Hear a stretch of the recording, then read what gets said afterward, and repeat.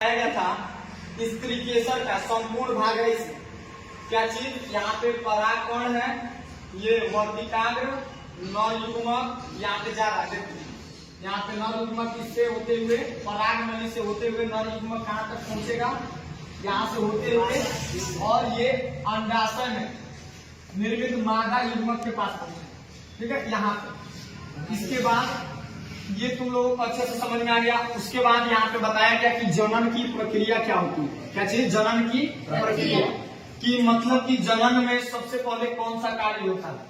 तो बोल रहा है जनन में सबसे पहले कार्य पराग कणों का वर्तिकाग्र पर स्थानांतरण होता है। यानी जो पराग कण होते हैं, देखो ये पराग कण है और ये पराग कण कहाँ पर पहुंच रहा है, ये वर्तिकाग्र यहाँ पर पहुंचता है पराग कण यहाँ पर।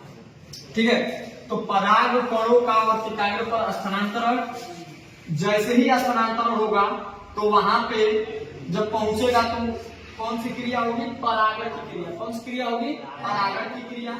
उसके बाद परागित कण, जब परागित जो पराग हो जाएगा, परागित पराग कण का वर्तिकाग्र से होते हुए अब नीचे उसके अंदर यहाँ से नीचे प्रवेश करेगा और कहाँ पर पहुंचेगा? बीजांड यानी कि अंडाशय के पास यहाँ। उसके बाद जैसे ही वहां पे पहुंचेगा तो निषेचन की क्रिया होगी। कौन सी क्रिया होगी? निषेचन की क्रिया होगी। और निषेचन के बाद युग्मनज का निर्माण होगा, यानी छोटे से भ्रूण का। अब यहाँ पर भ्रूण का जैसे ही निर्माण हो जाएगा तो भ्रूण का विकास होगा। क्या होगा? भ्रूण का विकास। भ्रूण के विकास के बाद वही भ्रूण धीरे धीरे बढ़ करके बड़ा होकर के विकसित होकर किस रूप में बदल जाएगा? बीज के रूप में बदल जाएगा। ठीक है, और वही बीज फिर से बीज निकला, बीज निकल के बाद उसके बाद से हम लोग उसकी बुआई करें चाहे कहीं रोपण करें तो वो क्या हो जाएगा? अंकुरण होगा। क्या होगा? अंकुरण। अंकुरण के बाद अंकुरित होकर के और एक नए पौधे के रूप में विकसित जन्म लेगा वो। ठीक है, ये आपका था जनन की प्रक्रिया। अब एक बात आती है कि परागण क्या होता है। तो परागण पराग कणों को वर्तिकाग्र पर स्थानांतरण, पराग कणों का ये जो पराग कण होते हैं इनका कहाँ पे स्थानांतरण हो जाए? वर्तिकाग्र पर। जैसे ही वर्तिकाग्र पर स्थानांतरण होगी तो उस क्रिया को हम लोग कहते हैं परागण। कौन सी क्रिया? परागण। कौन सी क्रिया? परागण। नहीं, परागण।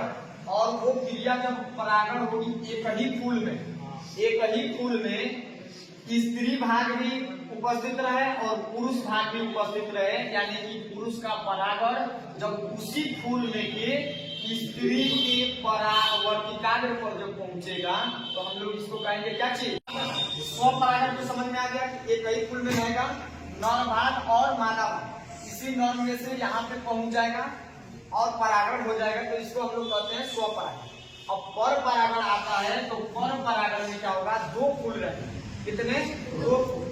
तो एक फूल का